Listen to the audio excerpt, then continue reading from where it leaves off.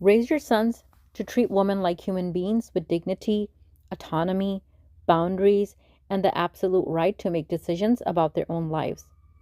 If you cannot teach them that, keep them in your homes and away from other people's daughters and sisters. You raised animals, keep them locked up. Don't make them other people's problem. Look at these two women, Hina Zarif and Hina Javed. Two women killed in the same city 2 days apart. Hina Zarif killed by her father after leaving a marriage she did not consent to remain in. That's an invalid nikah. That's haram. That's zina. So you killed your daughter because she did not want to commit zina? What Islam are you following?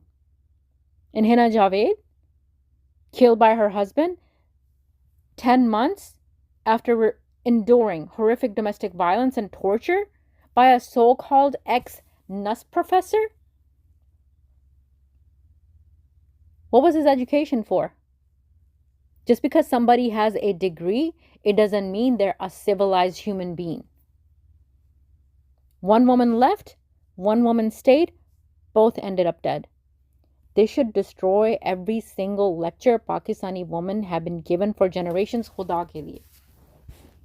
I'm begging my sisters, and some of you are my kids' age, my daughters, I'm begging you, unlearn this desi bullshit of adjust कर लो, सब्र करो, लोग क्या कहेंगे, खानदान की इज्जत का सोचो, घर की बात घर में रखो, बच्चों के लिए कॉम्प्रोमाइज कर लो, वापस चली जाओ, वो बदल जाएगा, दोबारा हाथ नहीं उठाएगा. She leaves, she can be killed. She stays, she still gets killed. And then we have the audacity to ask women what they should have done differently. We have the audacity to blame the parents for raising daughters जो अपना मुंह नहीं बंद रख सकी, or they did not have the ability to endure violence while keeping their mouth shut. And while we're having this conversation, let's destroy another dangerous practice in our culture. Marriage is not a behavioral intervention program. Marriage is not psychiatric treatment.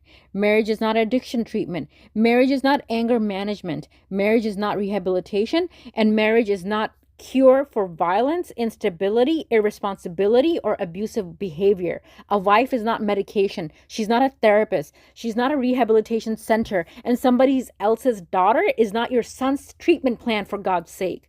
If you know your son has a serious mental health condition, history of violence, addiction, or other condition or behavior that could materially affect a woman's safety or her decision to marry him, stop hiding it. This should be a crime in Pakistan. Mental illness does not make someone abusive or dangerous, and people living with mental illness should not be stigmatized. But the issue is not mental illness here, it is deception and informed consent. A prospective spouse has a right to know material information that could fundamentally affect the marriage and decide for herself whether she's willing to enter it. This subject is personal to me. My own parent deceived my brother's second wife. Wrong is wrong when strangers do it, and wrong is still wrong when your own family does it. Pakistan needs legal protections so that deliberate concealment or fraudulent misrepresentation of serious material circumstances before marriage can be grounds for a woman to seek annulment or dissolution without being socially crucified for refusing a marriage that she entered without meaningful informed consent. And you know who should foot the bill for it? The guy's family. Stop sacrificing somebody else's daughter because you are embarrassed by your son's problems. Stop believing marriage will magically settle him down. And if you raise a son who terrorizes, beats, tortures, or brutalizes women, don't unleash him on somebody else's daughter and call marriage a solution.